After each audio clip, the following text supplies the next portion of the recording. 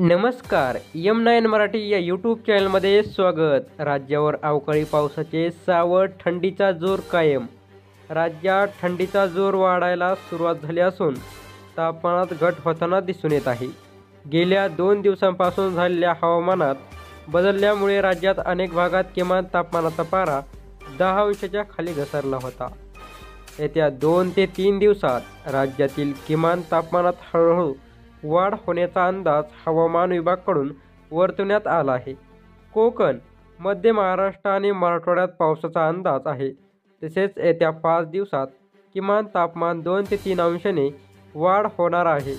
पुण्यासह छत्रपती संभाजीनगर, जळगाव, परभणी तसेच बहुतांश महाराष्ट्रात तापमानाचा पारा 10 अंशाच्या खाली घसरला होता.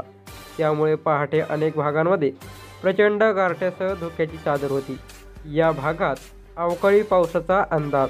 राज्यात गेल्या काही दिवसांपासून तापमानात चढउतार असल्याचे पाहायला मिळत आहे. त्यामुळे पावसाला पोषक वातावरण तयार झाले आहे. उत्तर कोकणासह मराठवाडा आणि उत्तर महाराष्ट्रात अवकाळी पावसाची शक्यता वर्तवण्यात आली आहे. किमान तापमान येत्या 2 दिवसात हळूहळू वाढणार असून 2 ते 3 अंशांनी यात वाढ होणार आहे. हवामान विभागाचा नेमका अंदाज काय आहे? हवामान विभागाने दिलेल्या अंदाजानुसार पश्चिम चक्रवातामुळे वातावरणात बदल होत असून दक्षिण पूर्व इराण आणि आसपासच्या भागात चक्राकार वाऱ्याची स्थिती निर्माण झाली आहे. त्याचाच परिणाम म्हणून राजस्थानच्या दक्षिण पश्चिम भागातही कमी उंचीवरील चक्राकार वाऱ्याची स्थिती निर्माण झाली आहे. यामुळे पश्चिमेकडील आणि पूर्वेकडील वाऱ्यांचा संमन होण्याची शक्यता आहे. याचाच परिणाम महाराष्ट्राच्या तापमानावर होणार असून सध्याच्या वातावरणात असलेला गारठा काहीसा कमी होणार आहे. 2 ते 3 अंशाने वाढण्याचा अंदाज हवामान विभागाने दिला आहे. विदर्भात पुढील 5 दिवस हवामान कोरडे.